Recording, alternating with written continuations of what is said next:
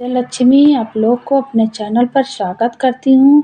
एक बहुत प्यारा सा देशभक्ति गीत 26 जनवरी का सुनाने जा रही हूँ। आप लोग मेरे चैनल पर लाइक करें, सब्सक्राइब करें, कमेंट करें।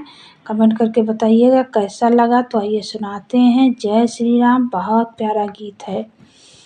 धरती माता करेली पुकार हो, देशवा बचा लो वीरन भैया। धरती माता करेली पुकार हो, देशवा बचा लो वीरन भैया। बेरी बेरी करेली गुहार हो, देशवा बचा लो वीरन भैया। बेरी बेरी करेली गुहार हो, फौजी बन के आ जाओ वीरन भैया। धरती माता करेली पुकार हो, देशवा बचा लो वीरन भैया। देशवा बचा लो भैया, फौजी बन के आ जाओ। देशवा बचा लो भैया, फौजी बन के आ जाओ।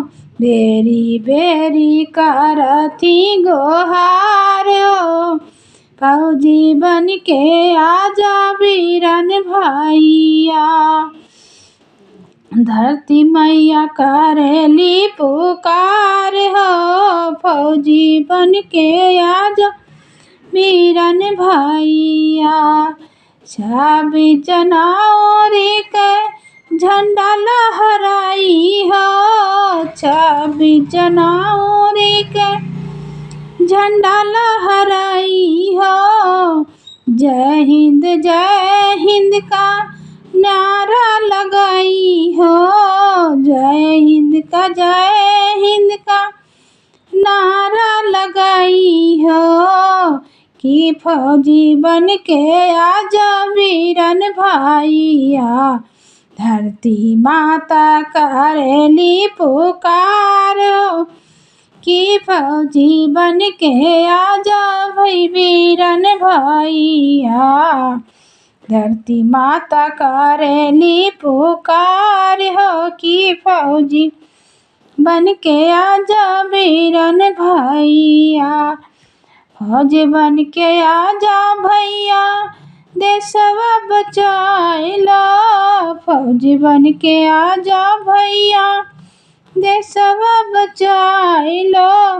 बेरी बेरी करती गुहार हो, कि फौजी बन के आ जाओ वीरन भैया।